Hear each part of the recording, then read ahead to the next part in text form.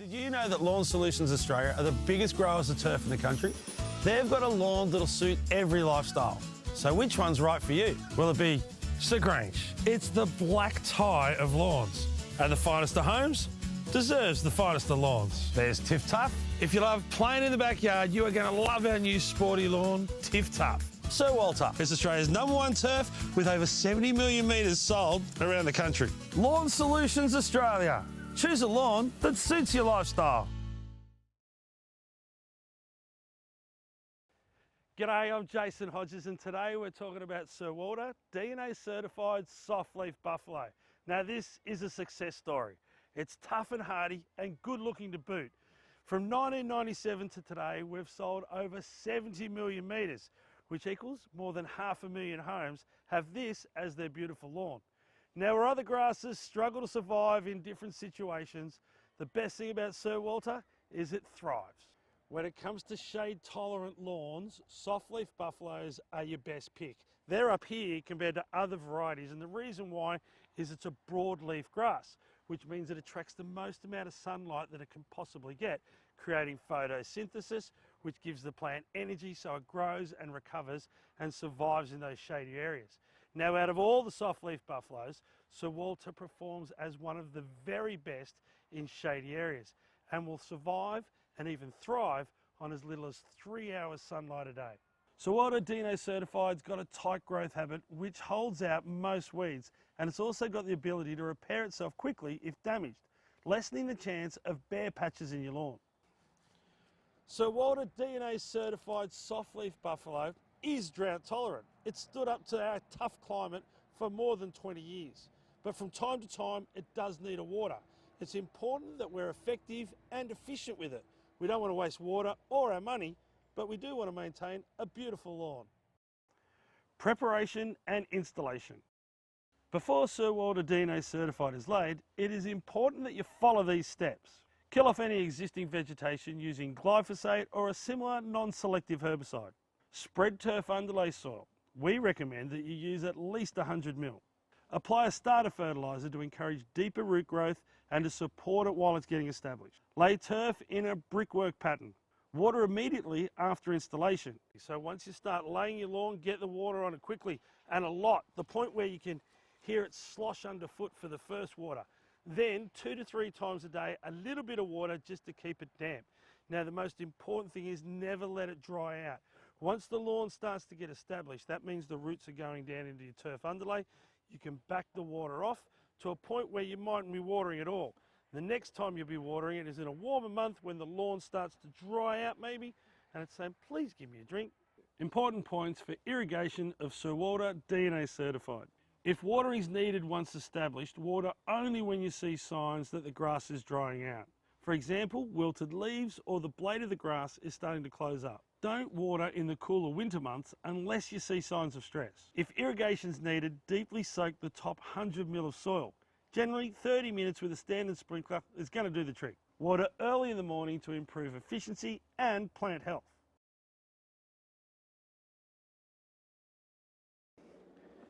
Now when it comes to mowing your Sir Walter, you can use a rotary mower like this with a catcher. You can use a cylinder mower like the ones they'd use on a golf course and you'll get a really pristine finish. Now we recommend you use the catcher, but if you've got a mulcher mower, that's fine too.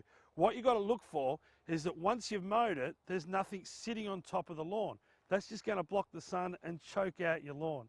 Now you can mow between 20 and 60 mil. And in the cooler months where the lawn is slowing down and going into dormancy, mow it a little bit higher and it'll handle more traffic. Important points for mowing Sir Walter DNA Certified. Ensure your mower blades are sharp to prevent tearing the leaf. Never remove more than 1/3 of the leaf blade at any one time unless you're dethatching. If dethatching is required, do it in late spring for best results. So in short, Sir Walter DNA Certified buffalo is the great all-rounder. It's tough and hardy, it's a bit forgiving, so if we're a bit lazy, you can mow it and it'll still look great and bounce back. And when it looks as good as this, it's something to be proud of. You're not Danny. G'day guys, Jason Hodges here, and I am super pumped to be talking about Sir Grange zoysia. Now if you look at this grass here, you'd think it'd have to be two different varieties. Short and green, looking spectacular, and then some kind of long grass at the back here. But they're both the same, just maintained differently. And the best thing is, it doesn't get away from you. So if you've got a sloping, hard access area, you can plant this and never mow. If you've got the lawn that you want to show off to the neighbours, it can look like this. And there's no other lawn I know that can achieve that. Now, out of 10,000 or more grasses that have been identified around the world, this one has been chosen as the top of the pops, and for lots of good reasons. It requires a lot less nutrients, which means next to no fertiliser.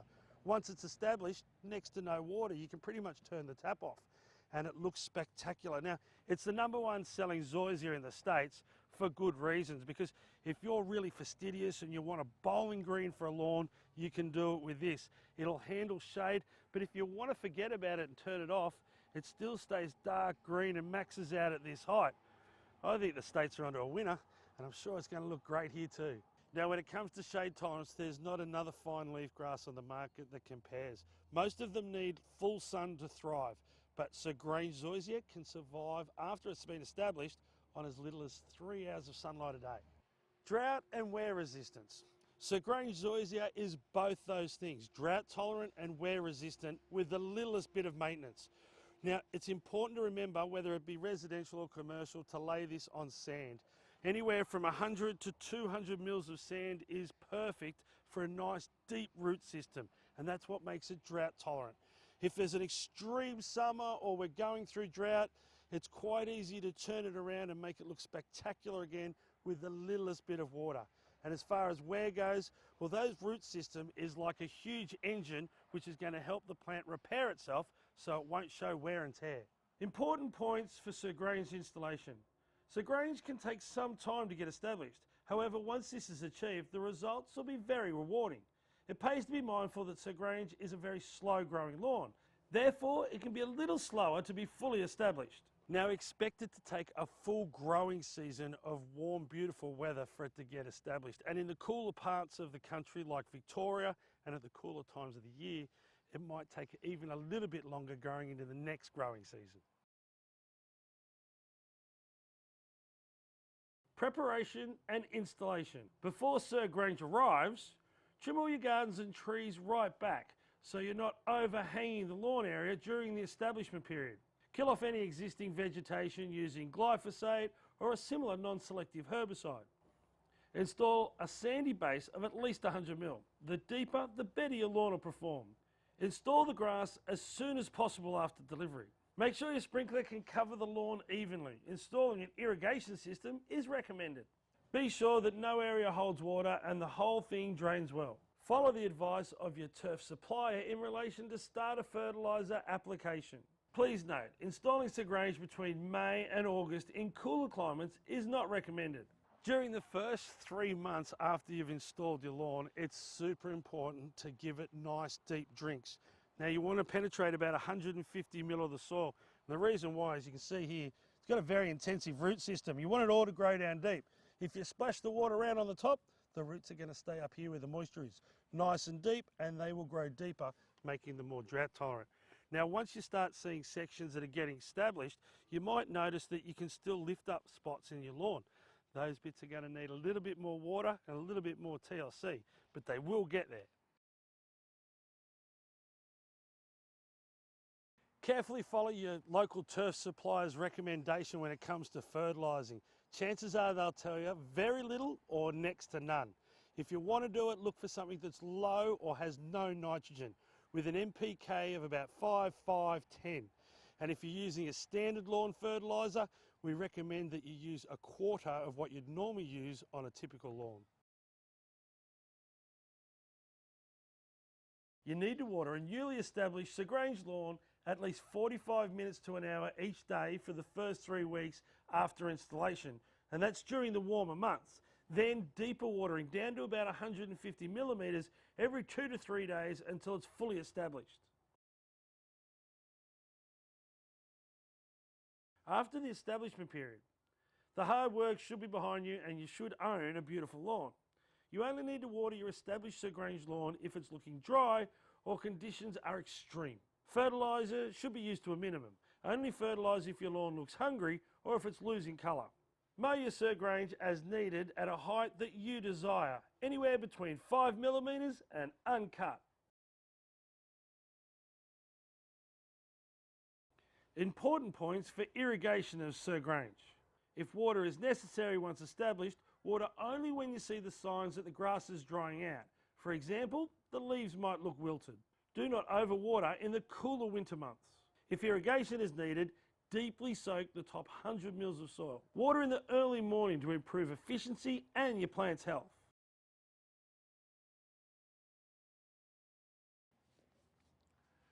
Mowing. Well, the good news is surgrange zoysia requires less mowing, maintenance, than other lawns.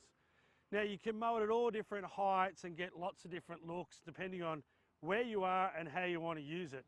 It was originally destined for golf courses, and so it can be mowed with a cylinder mower down as low as 5mm and get that bowling green or putting green type of surface. In the backyard at home, I'd recommend about 25 to 30mm, and I think it looks spectacular. But you can also not mow it, and it maxes out at a certain height and keeps this beautiful dark green look to it. Maintenance-free lawn. Depending on where you do it, a little bit more maintenance to go low than keep it up nice and high. The reason why it looks good at all those different heights and works well is the leaf blade's got a lot of silica in it, which gives it strength. It's beautiful to look at and it's strong. In other words, it's a little bit like me. Important points for mowing your surgrange. Ensure that your mower blades are sharp to prevent tearing the leaf. Never remove more than about a third of the leaf blade at any one time unless you're dethatching. Dethatch in late winter just before the grass comes out of dormancy for best and fastest results. Remove clippings each time you mow to prevent thatch buildup. Now, it'll handle the shade, it'll handle full sun and thrive, it'll handle the harsh Australian summers and climate, and it'll survive a drought. A splash of water and it bounces straight back and looks spectacular. But I think the best thing about it is all the different ways you can apply it at different heights to achieve different looks. I can't wait to put some in my backyard. G'day, I'm Jason Hodges, and today we're going to talk about Tiff-Tuff Hybrid Bermuda.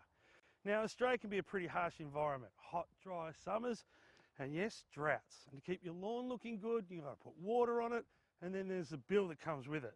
Now, with that challenge in mind, the leading turf scientists from around the world have come up with Tiff-Tuff. The result is the best drought-tolerant grass we've ever seen in Australia, and it's the first turf grass to ever receive the Smart Approved watermark, not just here in Australia, but right across the world.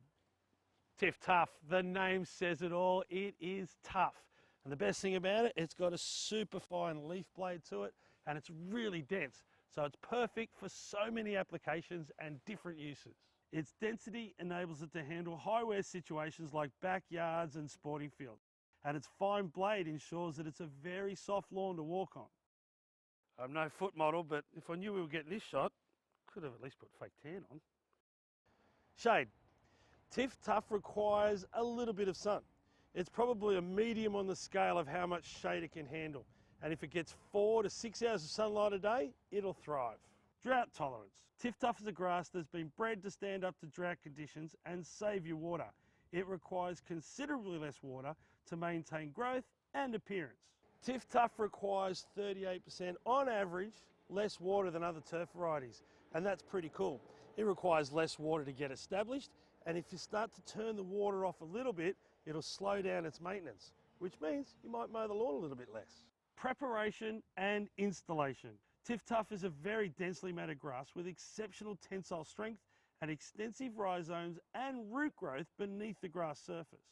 Before you lay your Tiff-Tuff lawn, it's important that you follow a few simple steps. Important points for Tiff-Tuff installation. Kill off any existing vegetation using glyphosate or any non-selective herbicides. Install the grass as soon as possible after delivery. Lay on a bed of 50 to 100 mil of quality turf underlay.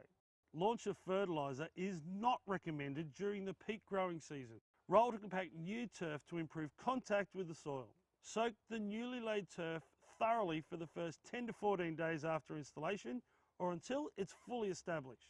Reduce irrigation once established and water only when the grass appears to be dry. Mow the lawn as soon as the grass is bedded in. That means it's started to grow roots. Now this could happen as soon as 3 to 5 days after installation. Important points for irrigation of Tiff Tuff. If watering is needed once established, water only when you can see signs that the grass is drying out, as excess irrigation can actually hinder the grass rather than help it. Do not overwater in the cooler months. If irrigation is needed, water deeply and soak that top 100 mil of soil. Water in the early morning for improved efficiency and plant health. Fertiliser requirements. Tiff Tuff has been scientifically bred to require less food, which means less fertiliser. It'll use about 1/3 of what you'd use on other varieties of turf. Now that's a huge saving.